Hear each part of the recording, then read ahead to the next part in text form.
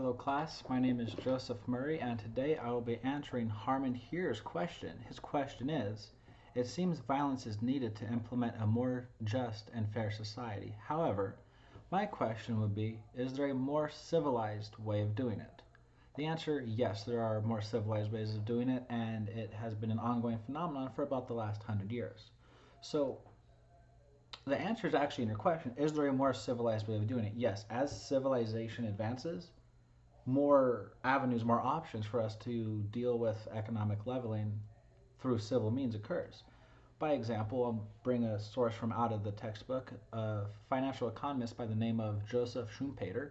He had a theory called creative destruction, and in that he details how growth, innovation, change happens in society, and as the name goes, creative destruction.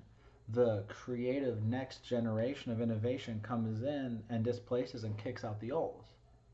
So we have to look at in a historical perspective, well, how were things destroyed and kicked out in the past, and how can they be kicked out and destroyed now? Well, in the past, violence was the go-to, not because it's the only option, but because it was the best option and the easiest option with the tools available to people at the time. So when you look at the world now, it is a much more connected place, right? We live in the digital age now. We have communications.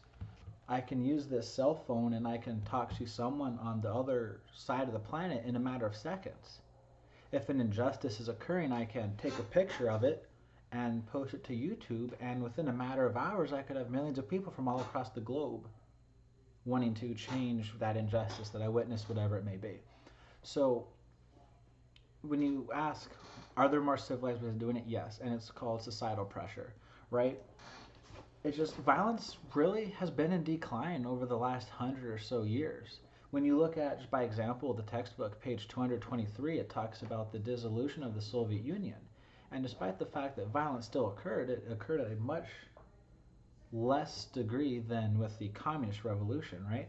When the communist revolution happened, they were declaring war on the kulaks and going after the elites and all these things. When communism dissolved in the Soviet Union, although the same hardships like economic poverty and stuff did creep up again like they usually do in times of social unrest, the amount of targeted violence was much less.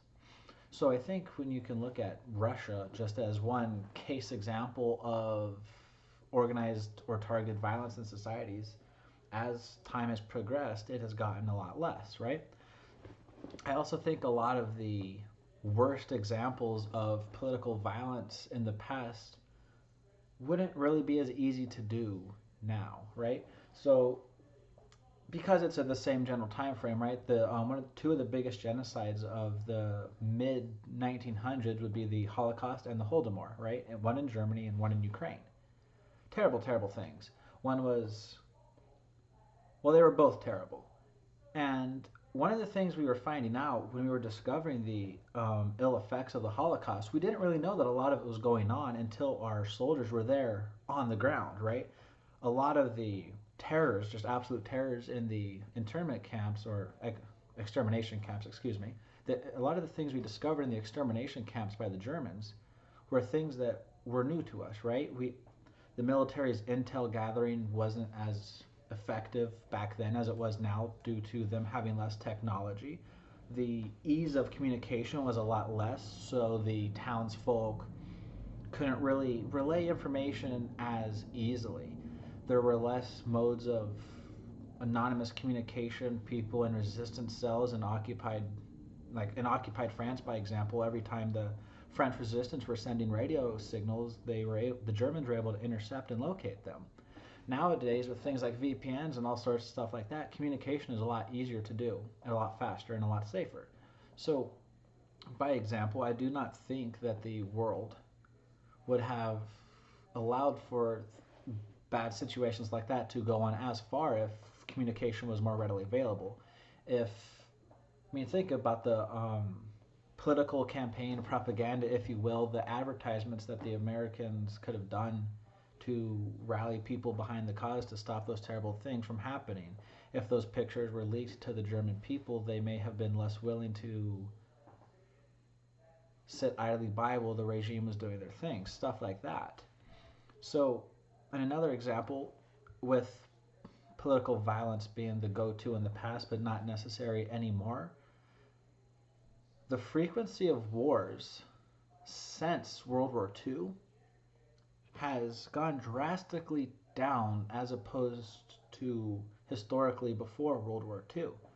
Now, wars still exist. We were in one for a long time in Afghanistan. I'm not at all saying wars don't happen, but the number of wars, the severity of wars, they are all decreasing. A lot more conflicts are being resolved peacefully than they used to be. It's not as they aren't being resolved as great as we would want them to be in a perfect society or in a perfect world, but the degree of casualties lost to war is going down. So I think that nation on nation, targeted violence, political violence, they're all going to the wayside. At least all evidence would point to that. So, what are some other reasons, right? We live in a globally connected world. Like I was talking about taking pictures earlier. So, we're talking about how we need to implement a more fair and just society. Back in the day, like, just by example, in America, when slavery was banned and outlawed, there were a lot of people who were still holding on to their slaves. They were still implementing that slave labor. Some of them moved out west, right? There were a lot of slave plantations in Texas, New Mexico, Colorado that the government didn't really know were there. And it, now, in the 21st century, with the communication abilities that we have, it would have been a lot easier to identify those, see them, and make the forces who would remedy those problems to make that information available to them. When you look at the ways that the global world is connected now, it is a lot harder to get away with unethical things without bearing the repercussions of those choices. And that has led to a lot more accountability in the people doing bad things. I know it's not perfect. In my opinion, it will never be perfect, but we can certainly move it in the right direction. So the more civilized way of making a more fair and more just society, as you ask, simple. Just stay the course, communicate, connect, make networking, right? It happens every day. We are able, like the phones that we have, we can communicate with anybody at any time, at any place in the world. That is a great tool of communications, and communication will set you free because it's how you make the connections you need to overcome inequalities. So I don't really think targeted violence is going to continue to be as prevalent of a thing. I just think too much technology exists on both sides, the oppressed and the oppressors. Too much technology exists for those things to be successful. I just think that at the end of the day, it is a lose-lose now to do targeted violence campaigns like we saw in the past. The prices are too high. I do think that inequalities will continue to happen, and I think they will happen in very sneaky manners behind the scenes, if you will. Maybe politicians not acting on the best benefit of those whom they're supposed to be acting for, but that's a conversation for another day. I think we can all agree at least your taxes are being used wrong instead of you being killed, right? It's still certainly a better solution. So, what's a more civilized way of leveling society? We're doing it. Communicate and hold those accountable. And you can hold them accountable by making it known, and you can make it known by communicating. Communication is key. And that's my answer. I hope it helps. Thank you.